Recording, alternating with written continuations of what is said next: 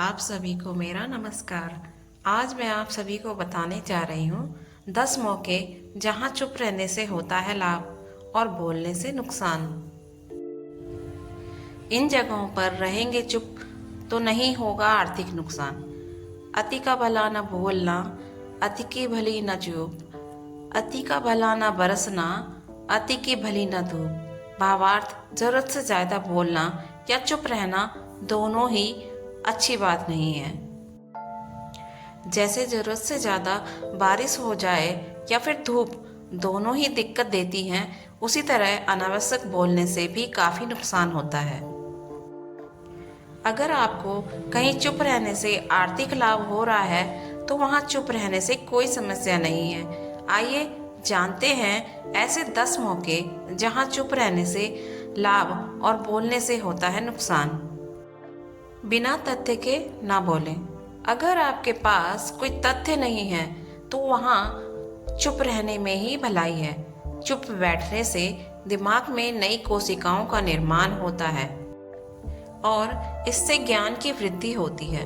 बोलने में भलाई वही है जहाँ आपको किसी चीज के बारे में पूरा ज्ञान हो।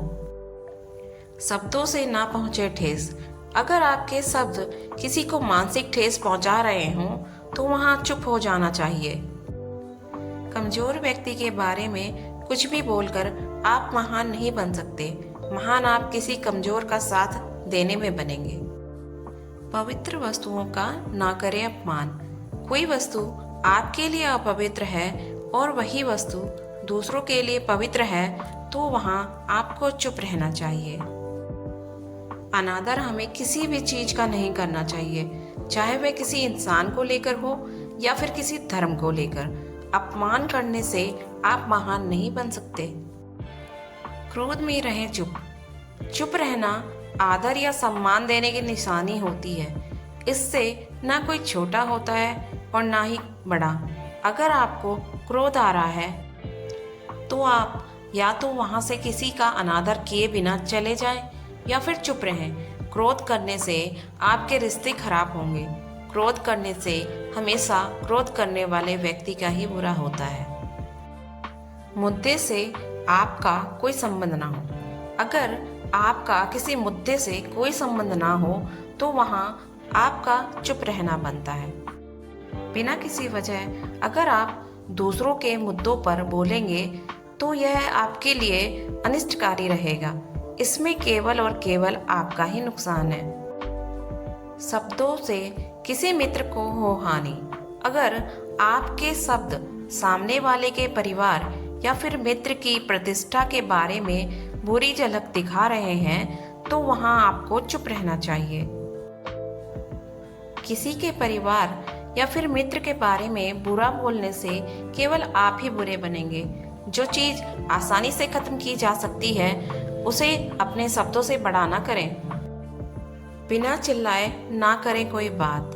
अगर आप बिना चिल्लाए कोई बात नहीं कह सकते तो वहां आपका चुप रहने में ही भलाई है।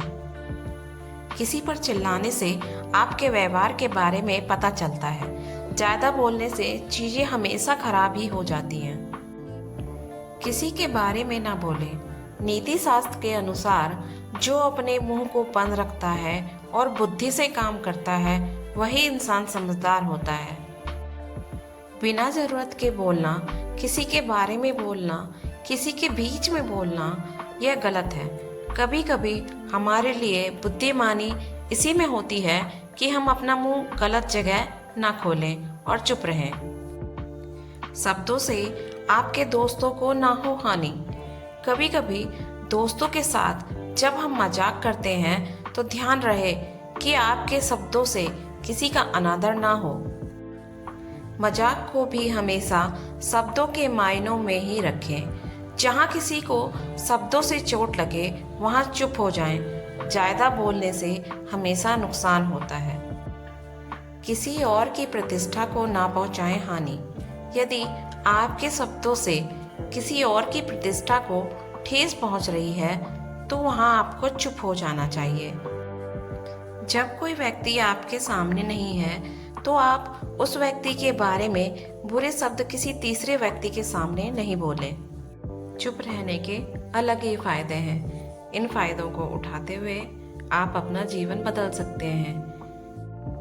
चैनल को लाइक और सब्सक्राइब करना ना भूलें। Thank you for watching. मिलते हैं अगली कहानी के साथ। तब तक के लिए बाय बाय।